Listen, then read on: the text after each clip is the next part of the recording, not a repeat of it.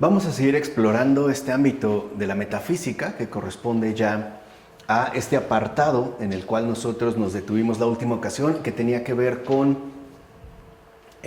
Dios ha muerto, y habíamos hecho un énfasis muy particular, donde habíamos dicho que más vale estar malo que ser malo, y que también ciertamente esto involucraba el hecho de no desconocer o no querer erradicar, digamos, como la amplitud del realismo que implica nuestra propia situación humana. Dijimos también en la última ocasión, hacia el final, que es cierto que la omnipotencia divina bien podría evitar e impedir el mal, pero no lo hace porque es mucho más resplandeciente, por cuanto lo permite, ¿no?, sacar de él un bien.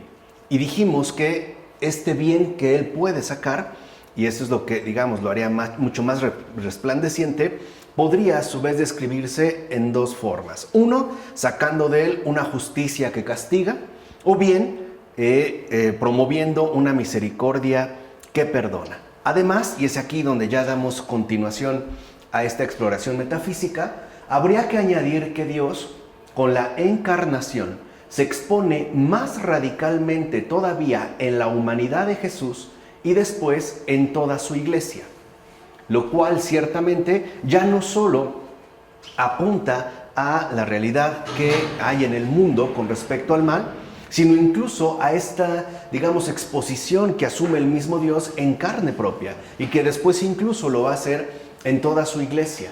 Así podemos decir que desde entonces, es decir, desde la encarnación, el pecado lo afecta más dolorosamente que a ninguna otra criatura. Literalmente, no hay ofensa que perjudique, afecte a ninguna otra criatura más que al propio Señor y Creador. De hecho, y esto es muy importante, en la cruz se ha hecho visible el horror de nuestra culpa. O sea, nuestra culpa pues no es ni mínima y tampoco es inofensiva. Ahora, hay que destacar que se trata de un horror chocante que quiere ser saludable y movernos a arrepentimiento, no a una mera culpabilización insuperable. Por ello, solo bastaría que dejemos de obstinarnos en creernos corderos sin mancha y que no agravemos con ese mismo pretexto nuestro carácter depredador. Pues bien, así lo que nosotros podemos afirmar de entrada es que todos hemos estado más o menos implicados en el crimen supremo, ¿no? Es decir, en la ofensa directa a Dios, en su realidad concreta, en su propia carne, puesto que al haberse encarnado y haberse hecho uno de nosotros, cada ofensa que nosotros realizamos contra el prójimo, cada vez que nosotros perjudicamos, ofendemos, lastimamos al prójimo, ciertamente le estamos haciendo exactamente lo mismo a él, es decir, a Dios. Ahora, si dijimos que más o menos hemos estado todos implicados en el crimen supremo, nos referimos a que todos hemos sido cómplices, cobardes, traidores y verdugos, más o menos. En pocas palabras, todos somos deicidas y no hay ninguna diferencia que descubrir en esta plataforma común donde todos estamos involucrados, puesto que, como bien sabemos, todos somos pecadores. En todo caso, y esto es bien importante, estamos hablando aquí al nivel, digamos, profundo de esta plataforma común donde estamos involucrados. En todo caso, decimos, la separación viene después, pero no en principio. O sea, no está dada, digamos, de entrada, sino que esta distinción, esta correspondiente separación vendrá después. Y ojo, ya no será entre buenos y malos, como a veces nosotros solemos suponer, sino entre malos y malos. Fíjense bien a qué se refiere esto. Es decir, entre los malos que acogen el perdón, como Pedro, y los malos que lo rechazan, como Judas Iscariote. Por eso vamos a ir ahorita indagando en torno a estas dos figuras sumamente relevantes para entender el trasfondo fundamental que queremos en este caso destacar. A final de cuentas, pues, podemos decir que no hay más opción, o ser Pedro o Judas. Es esta, pues, la disyuntiva a la que nos tendremos que enfrentar, o ser Pedro o Judas. Pedro renegó, Judas traicionó, Judas se ahorcó en tanto que Pedro se arrepintió. Por eso vale la pena indagar en este contraste. Parece muy fácil para Pedro volver así, es decir, completamente avergonzado y compensar sus 3 negaciones con 3 insignificantes te quiero, ¿no? Parece como muy fácil. Judas, en cambio, no espera. Y aunque devuelve las 30 monedas y con eso confiesa que ha pecado, o sea, la devolución de las monedas es la confesión implícita del pecado cometido por Judas, o sea, que ha entregado sangre inocente, finalmente va a hacerse justicia por propia mano. ¿Por qué? Porque ese autocastigo es el último orgullo. Y eso hay que tenerlo muy presente. Judas Iscariote, ¿no? Digamos que se orienta como que de manera irremediable hacia la deriva, porque no está dispuesto a renunciar a su orgullo. De hecho, por ejemplo, Judas está absolutamente convencido de que no tiene perdón de Dios, de que su pecado ha sido demasiado grave. Ahora, en principio, esto sonaría una confesión sincera, pero en realidad no lo es, no es así. ¿Por qué? Porque en Judas Iscariote, el acto cometido es algo mayor de lo que Dios mismo es. Dicho de otra manera, Judas ya se ha colocado por encima de Dios mismo. Su ofensa, su pecado, su traición, etcétera, es mayor que Dios. Y por eso se han invertido los papeles. Es decir, ni siquiera Dios estaría ya en condiciones de castigarle, puesto que ha quedado superado. La única consecuencia es autocastigarse él mismo. O sea, él mismo en este caso imponerse su castigo. ¿Cómo? A través del suicidio. Es decir, ir finalmente y ahorcarse. Esto es bien importante de entender, porque en Judas ciertamente se expresa la consumación radical del orgullo humano. Un orgullo que ni siquiera concibe la posibilidad de que Dios pueda estar por encima de lo cometido. En este caso, del pecado propio. Y por eso, el hecho de que se ahorque es como la corona macabra, pero a final de cuentas es la corona macabra que él coloca finalmente sobre sí. Es decir, es la culminación de su orgullo. ¿Se entendió? Ok. Y esto también, y vale la pena destacarlo, se ve en Hitler, por ejemplo. Y en muchos otros. Aquí estamos tratando, ¿no?, de mencionar figuras que nos ayuden a captar muy bien los contenidos que estamos tratando de transmitir. Decimos que también se ve en Hitler, que muerde una cápsula de veneno. Ojo, la muerde para mayor seguridad porque le tiembla la mano. Recuerden que hacia el final, en efecto, Hitler ya padecía de una especie como de tic o ya no tenía un control pleno sobre su cuerpo, especialmente sobre una de sus manos. Y simultáneamente se da un tiro en la cabeza. Vean, o sea, parece, ¿no?, que con este gesto, tanto de la cápsula de veneno como del tiro en la cabeza, en este caso sustrayéndose así tanto al juicio como al arrepentimiento, ¿no?, Hitler parece pues cerrar por completo el encuentro con la misericordia. De hecho, y esto hay que tomarlo en cuenta, que Hitler haya muerto en un búnker no es casual. Porque no solo se cierra a cualquier tipo de influencia exterior, él mismo ha construido un búnker interior, donde, por ejemplo, los bombardeos de la gracia divina ya no lo alcancen. Y por eso vemos cómo la gravedad, por ejemplo, de lo realizado por Hitler, aquí es donde finalmente se radicaliza. Porque aún aceptando, por ejemplo, el crimen tan grave que cometió, el asesinato de no solo de una o dos personas, de millones de personas, y teniendo en cuenta que se trataba de judíos, es decir, un pueblo especialmente, ¿no?, significado aquí en la tierra, aún así, eso no lo privaba del perdón divino. Pero Hitler se cierra por completo a esa opción. Busca asegurarse que no penetre nada ya, no solo en el búnker exterior, sino sobre todo en el búnker interior. Por eso pues la cápsula de veneno, así como el tiro en la cabeza. Ahora, esta misma obstinación, podemos decir que es la misma obstinación que aparece en Judas, se apreciará también en Goebbels, en Himmler, en Göring y en tantos otros, que van pues por la senda del orgullo. Ahora, qué ceguera, después de ver estos ejemplos, pensar del criminal que se mata, que se ha hecho justicia. ¿Realmente podemos decir que al haberse matado se ha hecho justicia? No. Uno no se hace justicia, y esto es fundamental. Uno comparece ante la justicia, como Pedro. Esta es la gran diferencia. Pedro, literalmente, no va a querer borrar lo cometido, como lo mencionamos hace un momento, con 3 insignificantes te quiero. No va a eso, Pedro. Pedro va a comparecer ante el juez. Es decir, Pedro se va a poner en las manos de Dios. Por eso es tan distinta, ¿no?, su figura con respecto a la de Judas. Porque en Pedro queda pues constatado que uno no se hace justicia, uno comparece ante la justicia. Si no, seguiríamos pues la senda del orgullo. Y puesto que la justicia es lo que regula mi relación con el otro, solo me someto a ella cuando me pongo a merced de otro, especialmente del ofendido. Y aquí entra un aspecto muy importante.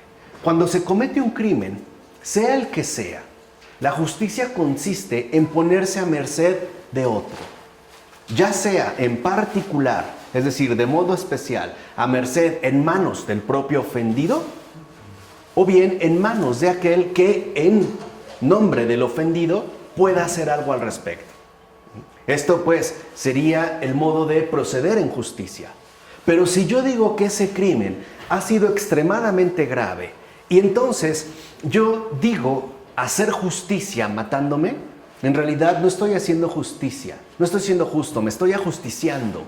Quiere decir que entonces no estoy de ninguna manera dispuesto a ponerme en manos de otra persona. Cierro pues mi ciclo y culmino con esa obstinación tan radical que nos lleva finalmente al no querernos rebajar, ¿no?, ante otra persona. Y por lo tanto nos conduce a no comparecer ni ante los demás ni ante Dios. Así pues, la expresión hacerse justicia, o cuando decimos que alguien se hizo justicia con su propia mano, enfatiza una presunción que más bien corresponde al colmo de la injusticia, pues me convierto yo mismo en justicia, es decir, me tomo a mí mismo por la justicia. Esto ya es el colmo. Cuando alguien dice hacerse justicia, está llegando pues al colmo de la injusticia, porque no está permitiendo que el agredido, el ofendido, intervenga. Se niega por completo, pues, a comparecer, lo cual, dicho sea de paso, constituye un crimen mucho peor que todos los crímenes de los que imagino liberarme así. De fondo, traicionar, y esto es fundamental, traicionar a Jesús hasta el punto de llevarlo a la cruz no es lo más grave. Lo más grave es traicionar a la cruz misma, que como bien sabemos es la única obra redentora, ya que esto implica renegar del Padre después de haber entregado al Hijo. Eso es lo que hace Judas Iscariote.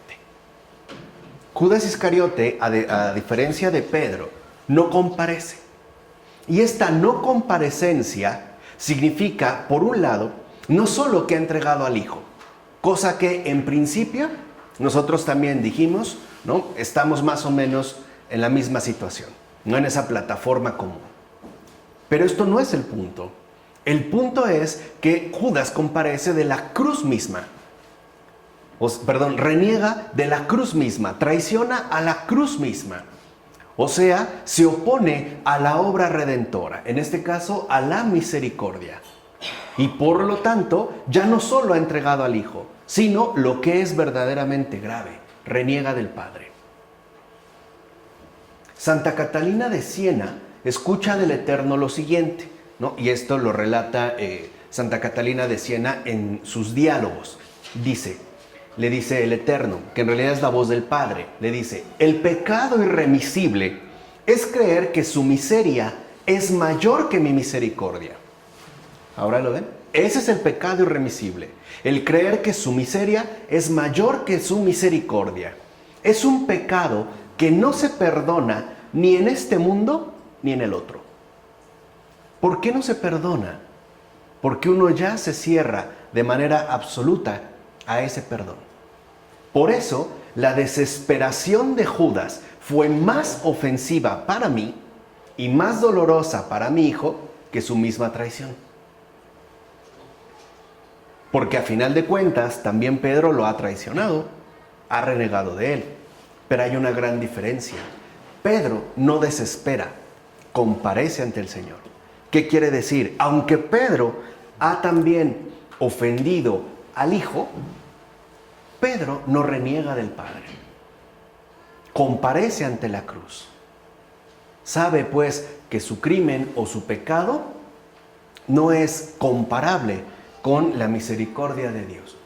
Así pues, Judas no se perdió, y que quede claro, por haber entregado al inocente. ¿Quién no lo ha hecho? Sino que él se perdió por haber rechazado su perdón. Eso sí, que es el rechazo radical del Padre y de la obra del Espíritu. Ese es, por así decirlo, el pecado radical. Pedro, por el contrario, se reconoce incapaz de castigarse en la medida adecuada, a saber, en una medida infinita.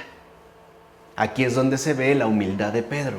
No disminuye la gravedad de su pecado, no disminuye, ¿no?, lo negativo de la ofensa, pero reconoce que esta ofensa cometida, por haber sido hecha a quien se dirige, es decir, a Dios, implicaría una compensación infinita.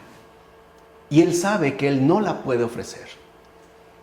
Por eso comparece, para que sea Dios el mismo que dé, digámoslo así, esa sentencia, ¿no? Por eso, hacerse el harakiri no es bastante para él. Es decir, no es bastante para abatir y acabar con su arrogancia. Tendemos a pensar en Judas, sobre todo a partir de hace unos cuantos años, donde se promovió tanto el evangelio secreto de Judas, de que es una especie de inocente mal comprendido. Incluso por ahí circula una versión bastante nefastita de que Judas es el verdadero héroe de la historia. Que de hecho es Judas el que se entrega para que Cristo pueda llevar a cabo su obra. En pocas palabras, que Judas no es traidor, sino que más bien él es el Salvador. Y esa, Él es el Cordero. Claro, y él es el que se sacrifica, ¿no? Y esa es una vil mentira. Porque Judas no muere literalmente en humildad. Judas muere en absoluta arrogancia. El hecho de ahorcarse es hacerse él mismo la justicia y creer que con ello ha compensado la falta cometida. Por eso, de ahí se deriva el rechazo radical del Padre y de la obra del Espíritu. En todo caso, podemos afirmar, aceptar la gracia infinita de Dios es una corrección mucho más fuerte. Y es esa la que lleva a cabo Pedro. ¿Por qué? Porque involucra una confrontación con la verdad. Y esto se puede ver, por ejemplo, en el Evangelio, en el momento mismo en el que Pedro comparece ante Jesús.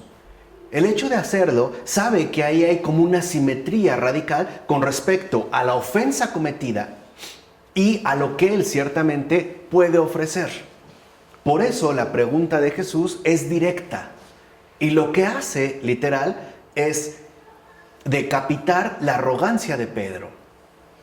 E incluso podemos decir, elimina el último vestigio de orgullo que pueda quedar en Pedro.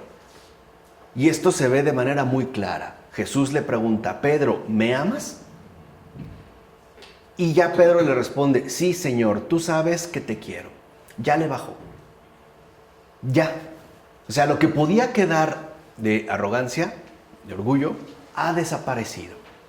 Por eso es que aceptar esta gracia infinita es una corrección mucho más fuerte, porque al confrontarse con la verdad, uno sabe que uno va a terminar aniquilado.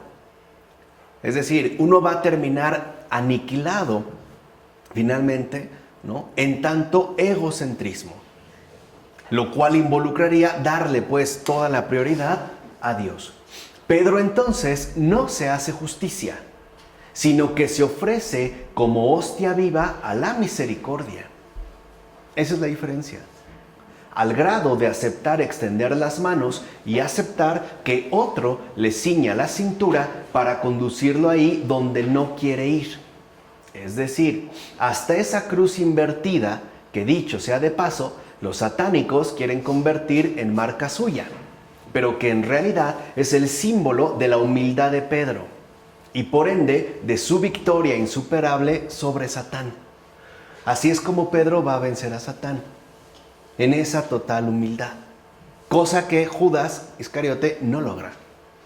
Más bien, por decirlo así, Judas no vence a Satán, sigue sus mismos pasos. Por eso no es casual que también en el Evangelio se mencione que Judas, ¿no?, ya traía un demonio dentro, ya está él, y el demonio entró en él.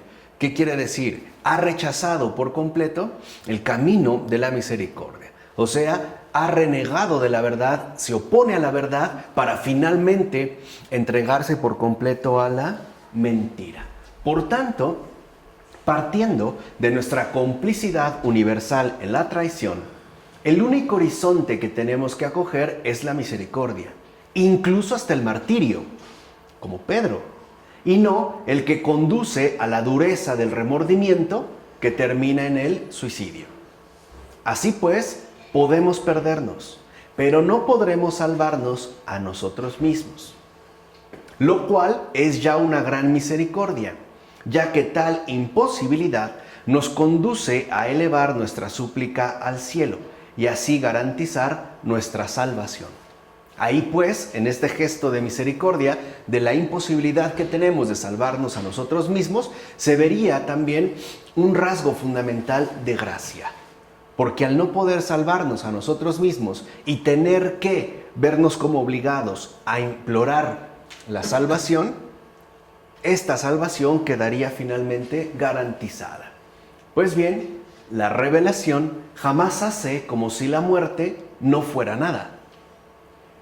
¿Por qué? Porque Dios mismo le impide al hombre vivir para siempre únicamente para disponerlo de nuevo a la vida eterna. Por eso, a veces nos quejamos de que tendremos que morir, pero esta queja es por no comprender bien en qué consiste nuestra vocación fundamental. En síntesis, podemos decir que nuestra vocación no es terrenal. Nuestra vocación es celestial y por lo tanto nuestra verdadera y humana vocación no se tendrá que realizar, de hecho no se realizará de manera meramente temporal. Por ejemplo, suponiendo que si yo tengo gran éxito en el mundo es porque estoy siendo muy bendecido. No, mi verdadera vocación no se va, digamos, como a planificar en lo temporal.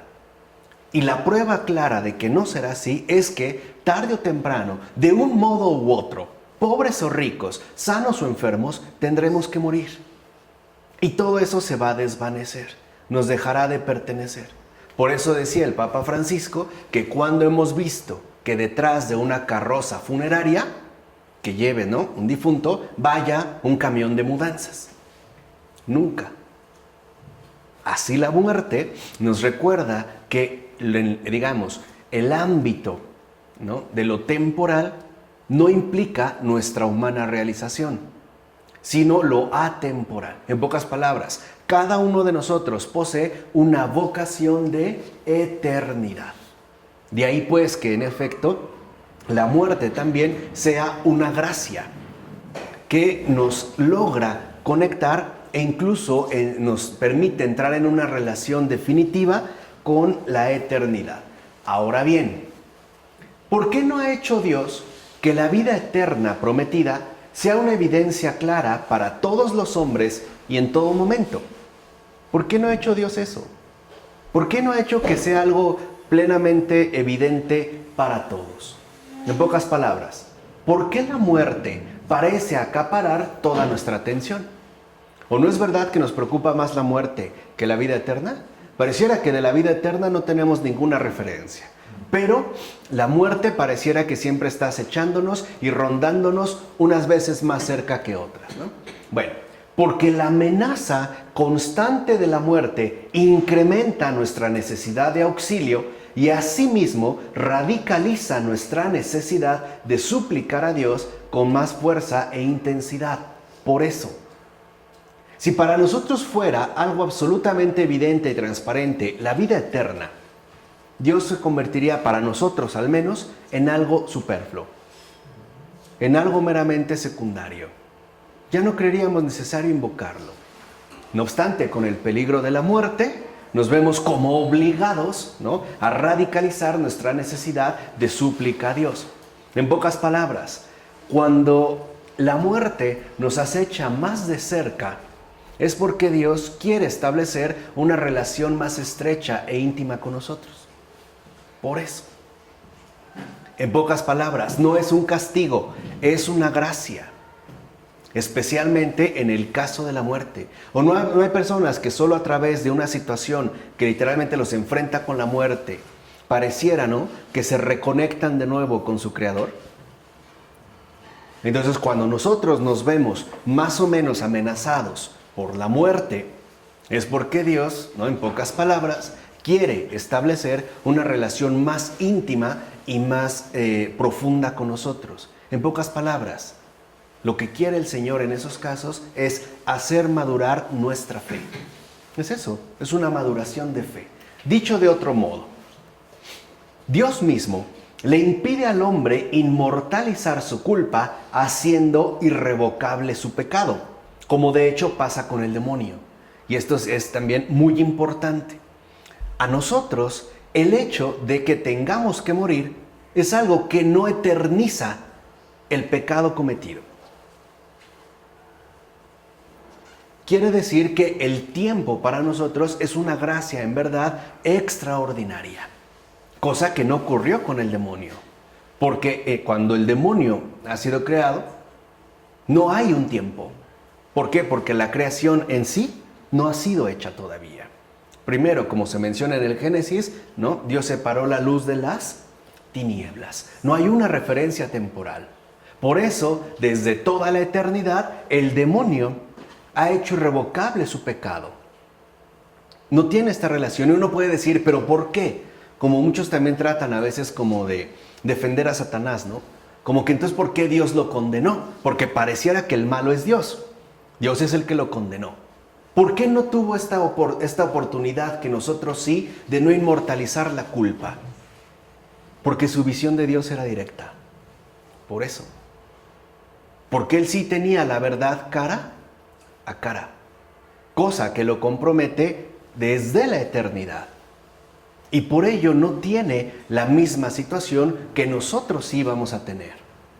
De tal forma que en el caso del demonio, la irrevocabilidad de su pasado, de su pecado, es una situación que en nosotros ciertamente no se puede repetir, en el sentido de que la muerte pondrá fin a nuestro pecado.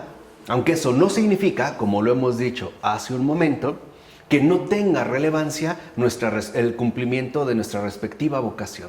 Es decir, en relación con la eternidad. En síntesis, puede decirse que Dios arranca al hombre a través de la muerte, y ojo, quiera o no quiera, de la perpetuidad de su separación en este mundo. Que eso es lo que, digamos, Dios también padece. Nuestra separación con respecto a Él en este mundo. Por eso dice, eres polvo y al polvo volverás.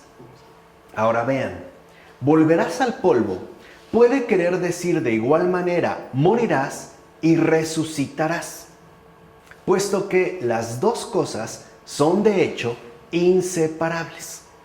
No por nada Nietzsche dice, y solo donde hay sepulcros hay resurrecciones.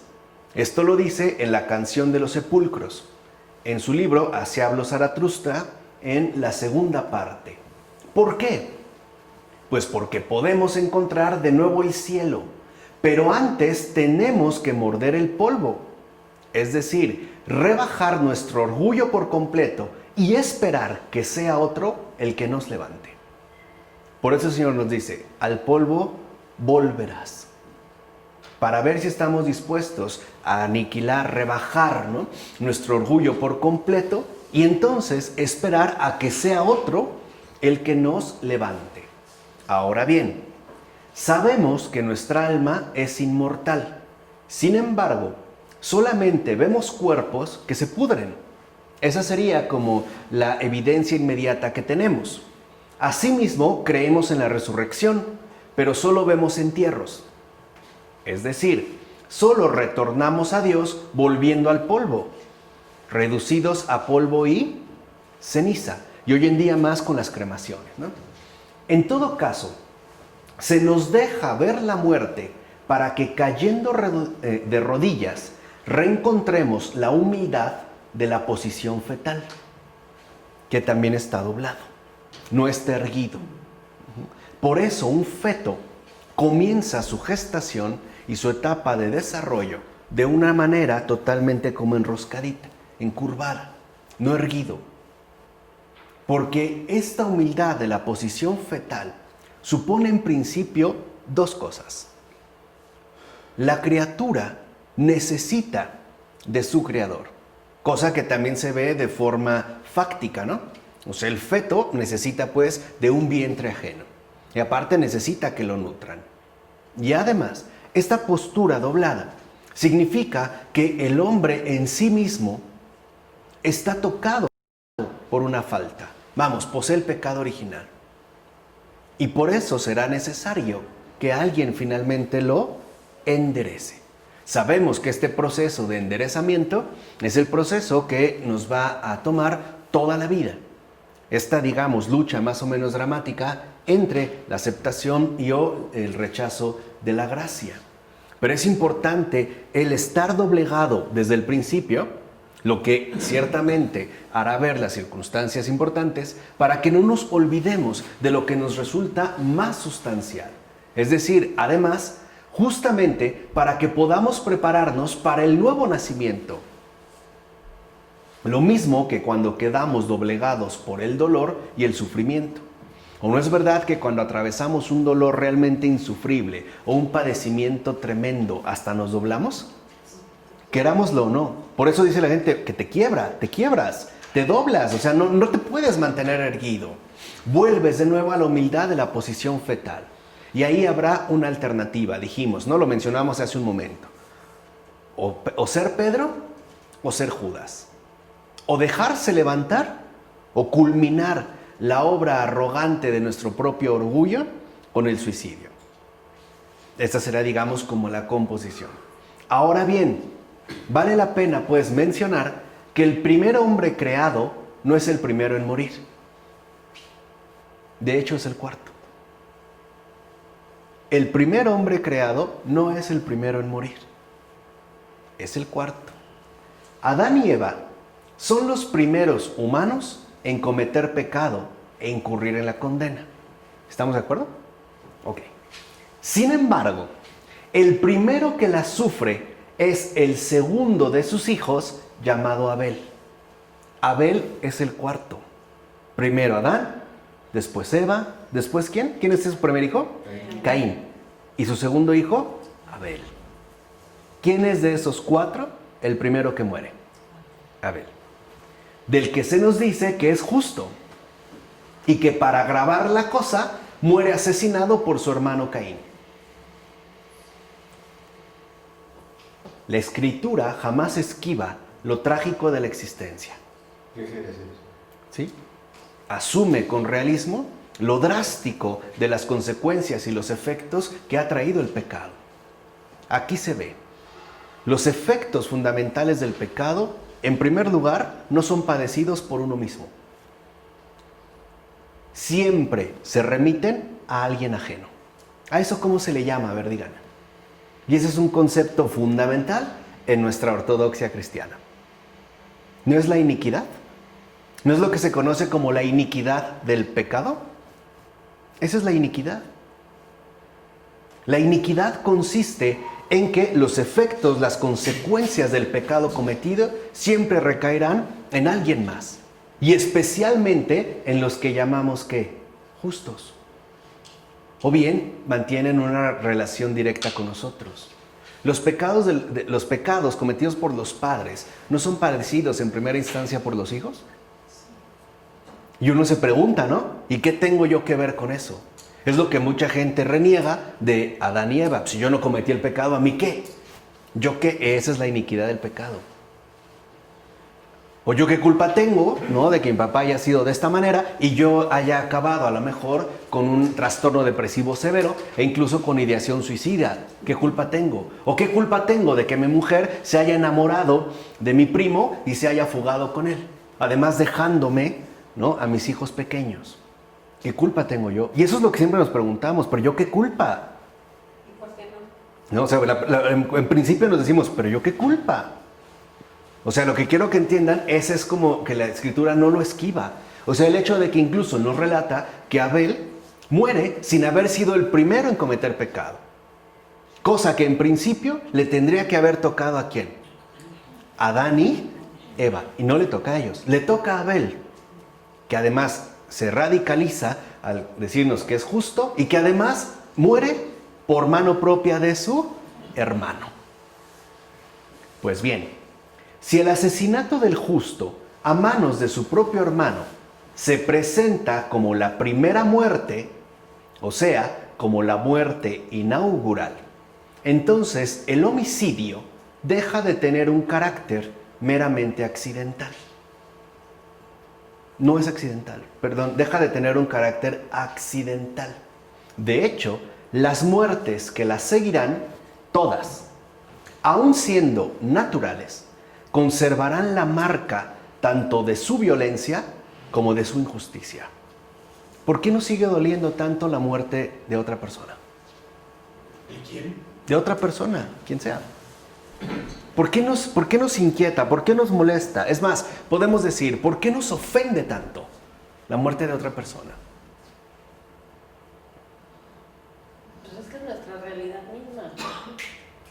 Cuando alguien muere es algo que yo me voy a enfrentar. Ok. ¿No será por eso que te da? En parte. Es una realidad Claro. que viviente y la estás... Ok. Claro, por una parte sí. Y por otra parte, y ojalá nos quede claro ya, porque la muerte no es algo natural. No es algo natural. La muerte siempre es un acontecimiento completamente ajeno a nuestra dimensión de vivientes. La muerte no es algo natural.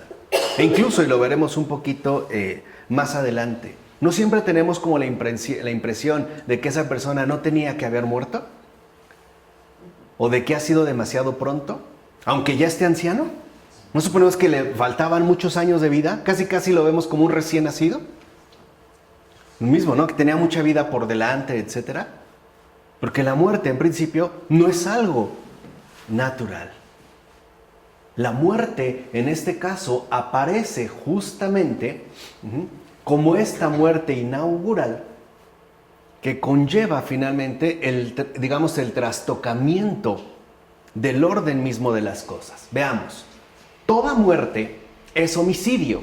Fíjate, toda muerte es homicidio.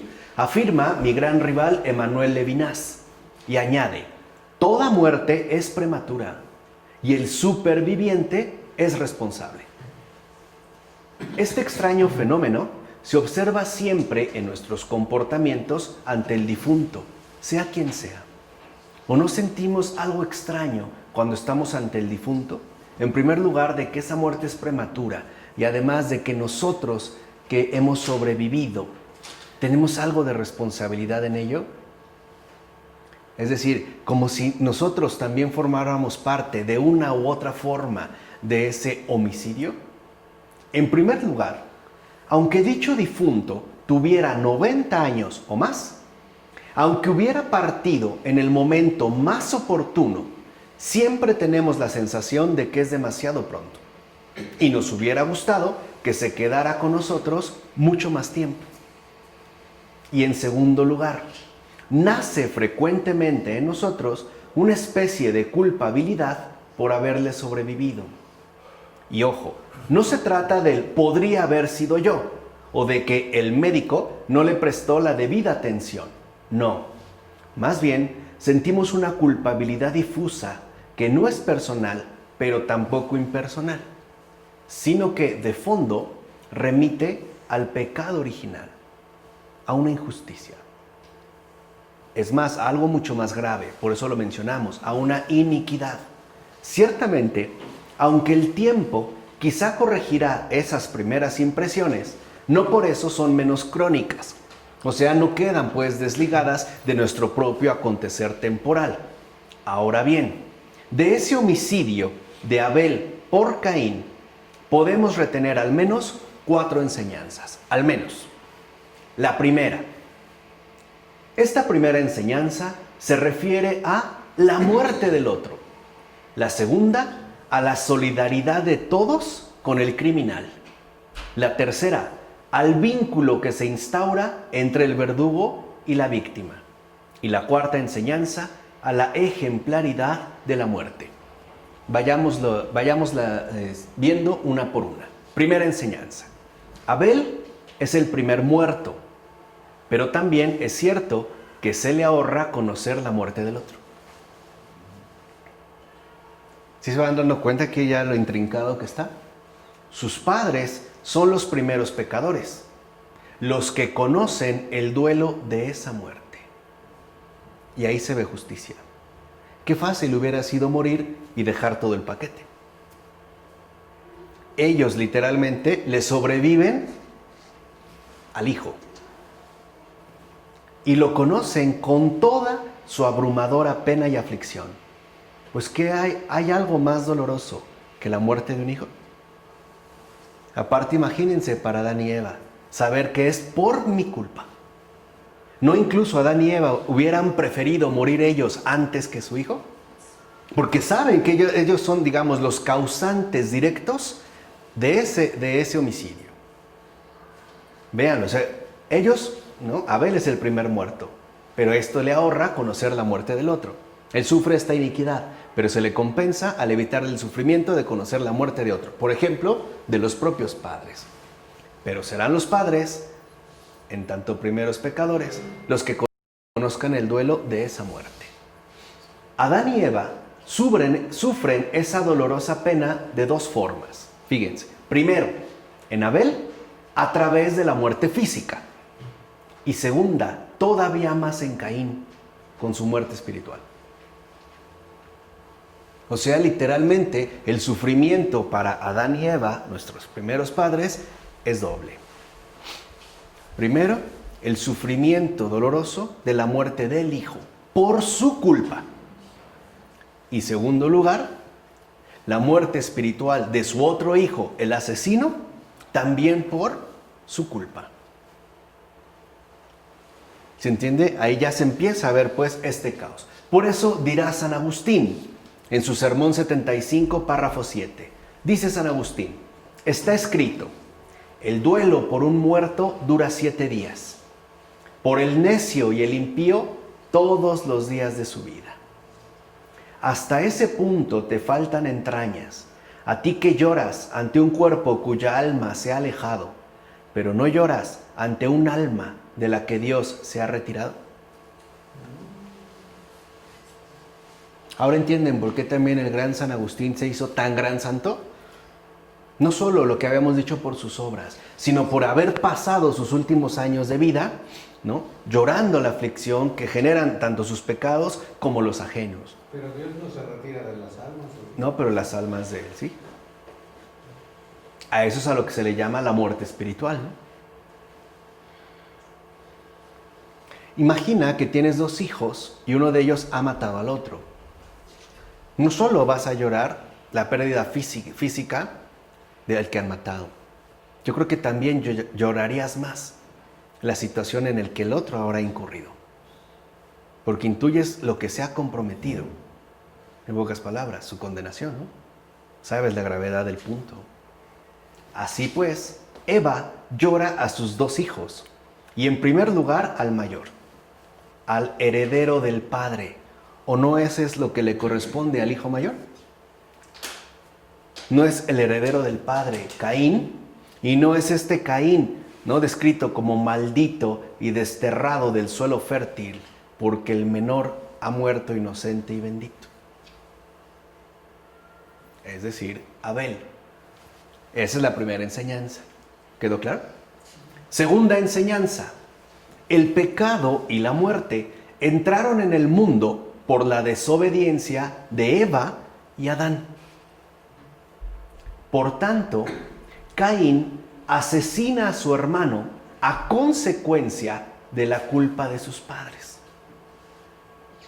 Aparece aquí, más allá del vínculo familiar, la solidaridad de los que tienen las manos limpias con los que las tienen manchadas de sangre. Todos, cogidos en la red del pecado original, merecemos la pena capital. Ya se ha establecido, pues, una complicidad. Así pues, aquellos que por sus actos externos se atraen la sentencia de la justicia humana, por ejemplo, los homicidas, no son monstruos ni extraños. Son siempre nuestros prójimos, nuestros hermanos, nuestros hijos, movidos por circunstancias menos favorables que las nuestras. Y eso, recuerdan, es algo que también nuestro Santo Padre Pavel Florensky nos había mencionado. A veces nos podemos como impactar o asombrar de lo que una persona ha sido capaz de hacer, ¿no? Decimos, ¿cómo fue capaz de hacer eso? Por ejemplo, matar a sus hijos, como se han dado muchos casos, tanto por parte del padre como de la madre. Pero si nosotros estuviéramos exactamente en su situación, ¿qué haríamos? Lo mismo sucede en el caso de la corrupción. A veces nos quejamos de que fulano sutano robe tanto. Pero si nosotros estuviéramos exactamente en esa situación, con todas las facilidades, con todas las oportunidades, con toda esa lluvia de corrupción permanente, ¿qué haríamos? ¿Realmente qué haríamos? Es muy fácil hablar desde acá. Pero la cosa tal vez sería muy diferente si estuviéramos en serio allá. Por eso es que hay esta solidaridad de los que tienen las manos limpias con los que las tienen manchadas de sangre. ¿Cuál es la diferencia entre uno y otro? Que estos hermanos nuestros se han hundido en un crimen mucho más visible y manifiesto que el nuestro. Ya llegaron al acto, ¿no? Pero la invisibilidad de nuestro propio crimen no nos hace ser para nada inocentes. Y ahí está el punto. Ninguno de nosotros puede presumir de una inocencia plena. Ninguno. Todos somos pecadores. Puede ser que yo diga que yo no sea capaz, pero eso es o por ignorancia o por malicia. Es decir, por ignorancia, si es que no he hecho realmente, ¿no?, un sondeo a fondo de mí mismo. O por malicia, si me estoy haciendo el tonto. Y creyéndome algo que en realidad no soy. Pero es muy importante que no creamos que somos, ¿no?, corderos sin mancha, que no somos inmaculados. Eso solo le pertenece a la Virgen. En este caso, criatural. Nosotros, venimos a ser salvados. Para ellos ya lo toman, que no necesitas nada para... No, ya lo están, ¿no? En este caso, ya lo estarían. Entonces, no creer, y esto es, la segunda lección es muy concreta. No creer que porque no hemos cometido actos visiblemente llamativos, somos inocentes. No lo somos. Y a veces lo vemos en situaciones ya no tan dramáticas, en situaciones bien ordinarias. Por ejemplo, tal vez no hemos asesinado a otra persona, pero hemos matado muchas esperanzas. E incluso hemos asesinado ilusiones de tanta y tanta gente. Incluso hemos acabado a lo mejor con su confianza, con su estima, a través a lo mejor de un simple apodo. Pero ese daño está ahí. O sea, ninguno de nosotros tiene las manos limpias. Y eso es lo que Jesús puso al descubierto cuando invitó especialmente, ¿no?, a todo el Sanedrín, los sumos sacerdotes, que querían, ¿no?, apedrear a la mujer adúltera, a que arrojara la primera piedra. Es lo que dijo. Ya tiene la piedra. El que esté libre de pecado, que arroje la primera. Y sabemos que ninguno la arrojó. Comenzando por los más ancianos. O sea, no creer que porque, bueno, a lo mejor ya soy anciano, pues también, ¿no?, como que soy más inocente. Tampoco. Esto es muy importante. O sea, ninguno de nosotros es completamente inocente. Tercera lección. El primer asesinato nos descubre la enemistad de los hermanos. Desde entonces, los hermanos vivimos enemistados. Pero también nos revela el misterio de la fraternidad de los enemigos. En efecto, el primer asesinato, al ser justamente el primero, es de alguna forma la matriz originaria de la cual emanan todos los demás. Es decir, esa primera muerte ha dejado su impronta en todas las demás muertes. Ciertamente, la intención implícita del homicida consiste en aniquilar a su prójimo, ¿no? Por ejemplo, el hecho de que para Caín, Abel es detestable, no lo soporta. Entonces lo que quiere es aniquilarlo, eliminarlo. Sin embargo, este se da cuenta muy rápidamente de la imposibilidad de dicha aniquilación, puesto que cuanto más se esfuerza en destruir a su prójimo, más vinculado queda él. Y esto es algo importante de detectar. Mientras más alguien quiere destruir a otro, más se vincula a ese otro, al grado de que sus propias manos quedarán manchadas o marcadas por la sangre, el dolor o el sufrimiento de la víctima. Incluso si yo quiero hacer desaparecer a mi esposa, más me vinculo a ella al estar pensando cómo le voy a hacer para matarla. Esa es la fraternidad de los enemigos, ¿se entiende? Más quedamos vinculados. Y esto también es algo que hay que contemplar. A final de cuentas, el homicida contrae un vínculo indisoluble con su propia víctima, puesto que se invierten los papeles. Su propia vida, es más, su vida eterna, queda en manos de su víctima. Aquí se invirtió. Aquí la cosa se invirtió radicalmente. Ahora bien, a la primera llamada del Señor Adán, después de la culpa, ¿dónde estás?, responde su primera llamada a Caín después del homicidio. O sea, después, digamos, de la culpa cometida por Adán, el Señor le pregunta, ¿dónde estás? Pero a Caín le pregunta, ¿dónde está tu hermano Abel? O sea, ya no le pregunta por él mismo, le pregunta por otro, por alguien más. Y ese alguien más no es cualquiera, es su hermano.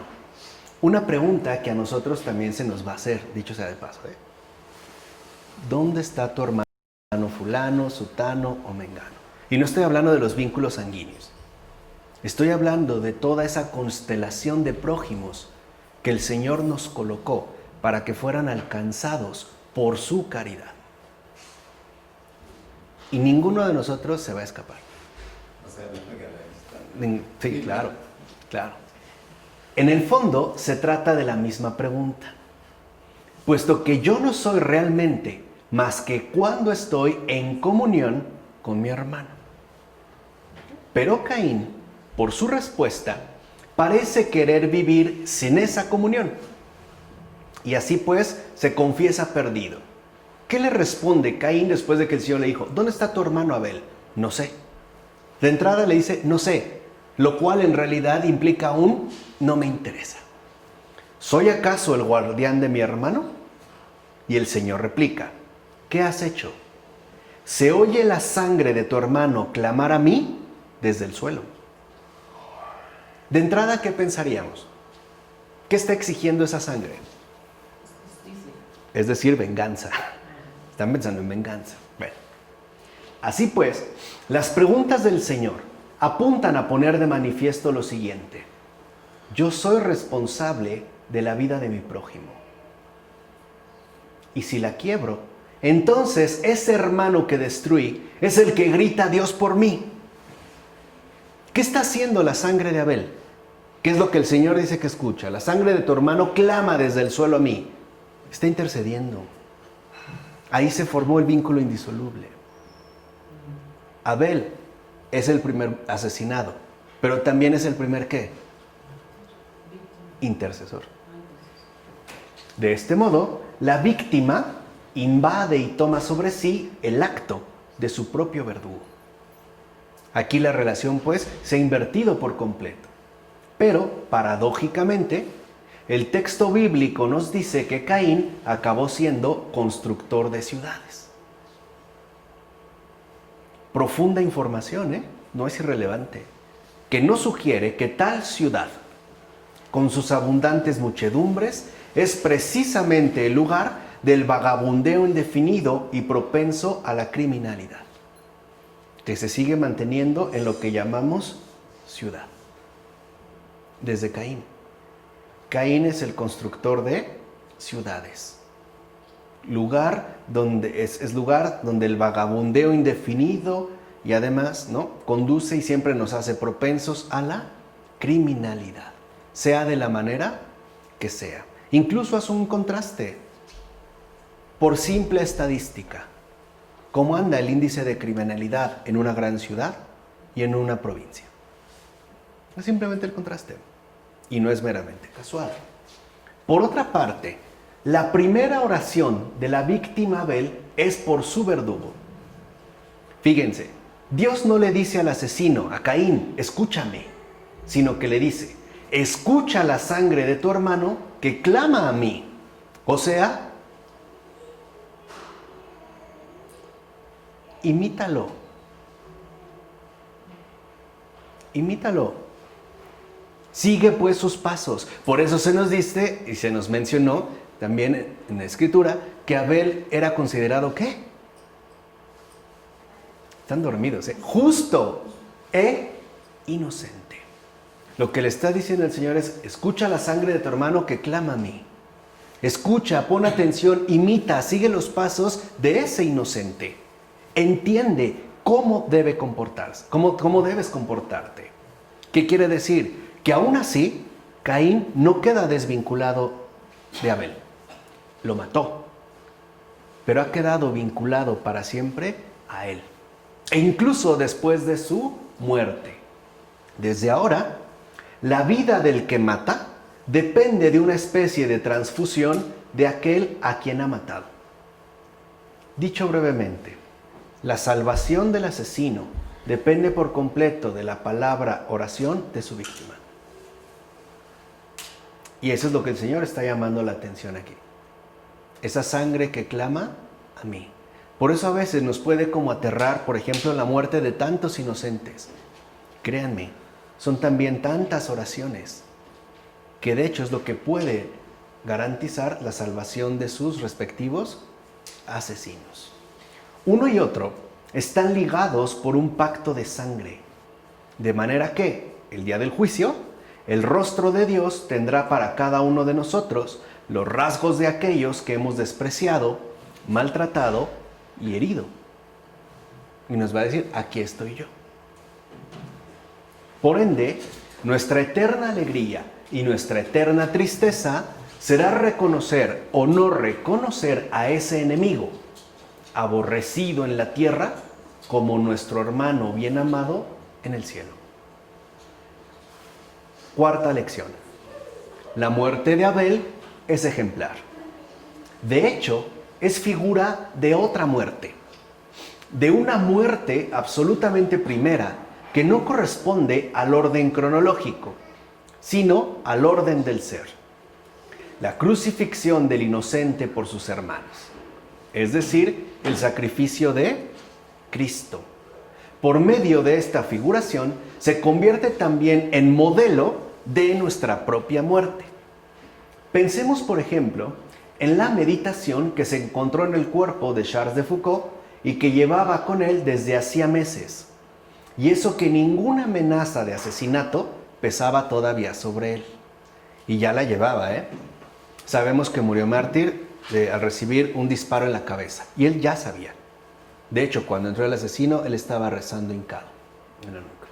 Es la siguiente. Vean esta meditación. Piensa que debes morir mártir, despojado de todo, tirado por tierra, desnudo, irreconocible, cubierto de sangre y de heridas, muerto violenta y dolorosamente.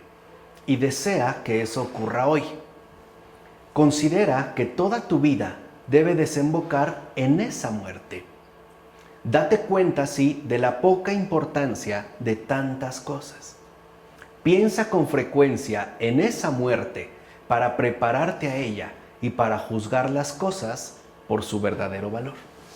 Díganme si no era como una revelación. La anterior meditación refleja la total diferencia que hay entre pena de muerte y gracia del martirio. Una gracia del martirio, que dicho sea de paso, asumió en carne propia el eterno hecho mortal, o sea, el verbo hecho judío. Por eso, ciertamente, ninguna muerte es más voluntaria que la de Cristo. Y sin embargo, ahí radica el abismo más hondo, ya que no hay ninguna muerte más opuesta al suicidio. ¿Por qué? Cristo quiso morir, y esa voluntad de muerte es, a pesar de todo, la suprema exaltación de la vida. Sin embargo, no es la única voluntad que interviene. Hay que tener en cuenta tanto a los demás protagonistas de este drama de amor divino como sus intenciones divergentes. Primero, la voluntad de Cristo es, en primer lugar, obediencia al Padre. No es, pues, decisión solitaria. El querer morir de Cristo no es algo propio de Él. No es una decisión solitaria. No es un deseo heroico. No es, pues, una autoexaltación. Es la total obediencia al Padre. O sea, cumplimiento de lo que el Padre quiere. Que Él muera por nosotros. Que Él padezca en lugar de nosotros. Recuerden lo que ya nos había mencionado en su momento la gran Adrienne von Speyer, en El triunfo del amor. El Padre nos ama tanto que parece darnos a nosotros el primer lugar, ponernos en primer lugar antes que a su propio Hijo, que es lo que San Juan menciona en su Evangelio, ¿no? Tanto amó Dios al mundo que envió a su propio Hijo.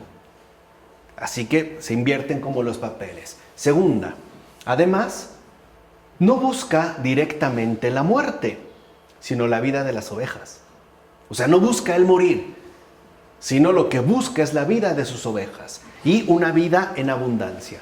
Tercero, finalmente, no es deseo de matarse, sino aceptación de ser llevado a la muerte por los pecadores. ¿Vale? Lo anterior refleja, pues, la oposición radical con respecto al suicidio, ya que el sacrificio, en el sentido propio de realización de lo sagrado, eso significa sacrificio, realización de lo sagrado, consiste ante todo en devolverle a Dios lo que debemos. Lo cual, dicho sea de paso, supone dos cosas. Que nuestra ofrenda sea verdaderamente libre, precisamente para que no adquiera la forma de un negocio de intercambio o regateo. O sea, para que no siga, pues, los pasos del paganismo. Y además, que tal ofrenda esté a la altura del Altísimo, justamente para que no se trate de algo ridículo e irrisorio. Ahora bien, no somos capaces ni de una cosa ni de la otra. Ni de lo uno ni de lo otro. De hecho, nunca ofrecemos, en el mejor de los casos, más que una vida endeble y defectuosa que de todas maneras vamos a perder.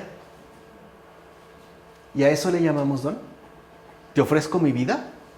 Una vida endeble que de todas maneras vamos a perder, que ni siquiera está en nuestras manos conservar. Vamos viendo, ¿no? Un don digno de Dios exigiría ser llevado a cabo por un hombre que pudiera realmente no morir y que a pesar de ello entregara su vida voluntariamente. es decir, con plena libertad. Pues bien, un poder como ese solo pertenece a Cristo. Su muerte es absolutamente voluntaria y solo la suya. ¿Por qué? Porque Cristo bien puede no morir y no obstante la entrega voluntariamente, es decir, con absoluta libertad. Por eso Él lo dijo con toda claridad. Yo doy mi vida por mis ovejas. A mí nadie me la quita. Nadie me la quita. Es vida libremente ofrecida para ser crucificada en manos de los pecadores. Esa es la entrega absoluta de la vida. Algo que solamente Él puede. Nosotros tal vez queremos, pero no podemos. Él no solo puede, quiere, quiso. Y eso es algo que se sigue manteniendo incluso hasta en estos momentos. E incluso posee cierta marca de unicidad que no se encuentra de la misma forma entre los mártires. Estos no tienen la capacidad de retener sus almas ni de conservar sus vidas, sea cual sea la herida que se les inflija. Dicho de otro modo, todo mártir solamente da una vida limitada. Además, la oblación de los mártires no es voluntaria por naturaleza. No está en ellos el poder de morir o de no morir. En todo caso, es voluntaria por simple consentimiento, en el sentido de que aceptan morir para honrar a Dios. ¿Podemos pues ofrecerle al Altísimo, lo que nos preguntaba Rafa, algo a su medida y condición? No. Es más, siendo nulos para el infinito, somos en cambio campeones para una ofensa infinita. En ello radica precisamente el peligro demoníaco de la destrucción. Y con eso vamos a terminar hoy. ¿Esto? Sí, o sea, realmente nosotros no podemos ofrecerle algo ni a su medida ni a su condición, ¿no? Somos literalmente nulos ante el infinito, pero sí somos campeones para realizar ofensa infinita. ¿Por qué? Porque la ofensa no depende de lo que nosotros hemos hecho, sino de a quién se ha dirigido. Y por lo tanto, un pecado, por muy leve que a nosotros nos parezca, aunque le llamemos pecadito, tratando de disfrazar o de eclipsar su verdadera hondura, siempre es una ofensa infinita. ¿Por qué? Porque todo pecado es contra Dios. Y al dirigirse a Dios, adquiere esta dimensión. Por eso es que hemos dicho que en ello radica precisamente el peligro demoníaco de la destrucción. Vean, mientras que el bien que podemos hacer está limitado por nuestras fuerzas naturales, porque por mucho bien que haga, me voy a cansar, no voy a poder realizar realmente lo que quisiera, y a final de cuentas voy a morir.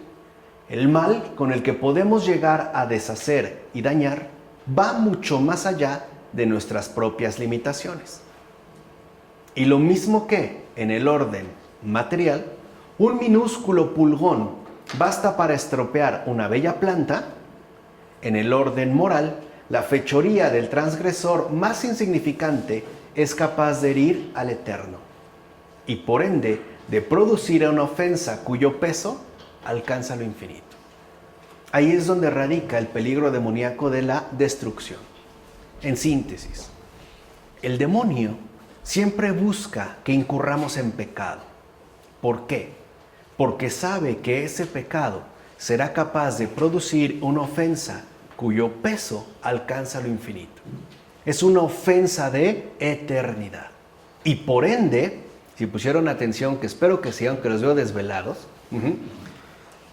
y por ende, al alcanzar, ¿no?, lo infinito y tener un peso de eternidad, entonces esto acrecentaría, distorsionaría nuestra realidad para que al final sigamos el camino de Judas Iscariote.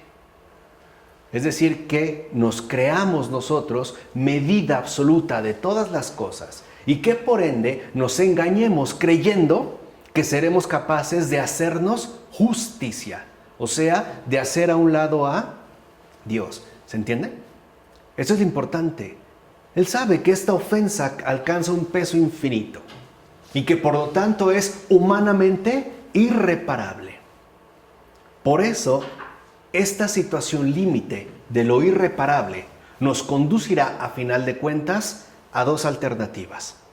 O Pedro o Judas. O Abel o Caín. Es decir, o comparecemos y confiamos absolutamente en la misericordia, o renegamos de esa misericordia considerándola una payasada y nos autocoronamos como reyes insuperables de la miseria. Así es como se la juega el demonio con las almas. Sabe que mientras mayor sea el pecado o los pecados cometidos, más difícil nos será confiar en la misericordia. Y por lo tanto, al menos en posibilidad, estaremos mucho más expuestos a la condenación. Ahogarnos, hundirnos literalmente en el peso de las propias culpas. ¿Se entiende? Ahora se entiende el por qué el demonio busca que cometamos pecados graves o pequeños, no importa, pero que haya para que caigamos en desesperación. Precisamente para que cometamos aquel pecado que, como nos dijo el Eterno a través de Santa Catalina de Siena, no es perdonado ni en este mundo ni en el otro. Por eso tengamos cuidado. No en no cometer pecado, cosa que el mismo Señor nos dijo es imposible. En el no perder de vista jamás a la misericordia.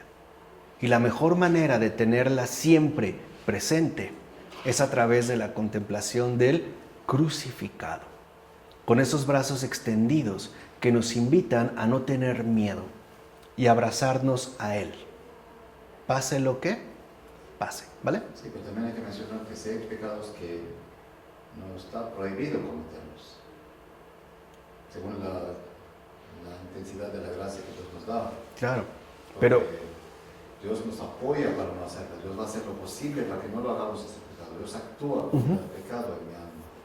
¿Sí? Y en una tentación fuerte, a pesar de la obra de Dios en mí, a pesar de la gracia, a pesar de la fuerza que nos da para no hacerla, si yo la hago, ya es un pecado mayor. claro, mayor, pero no es imperdonable. No, sí, claro, es perdonable, sí, pero...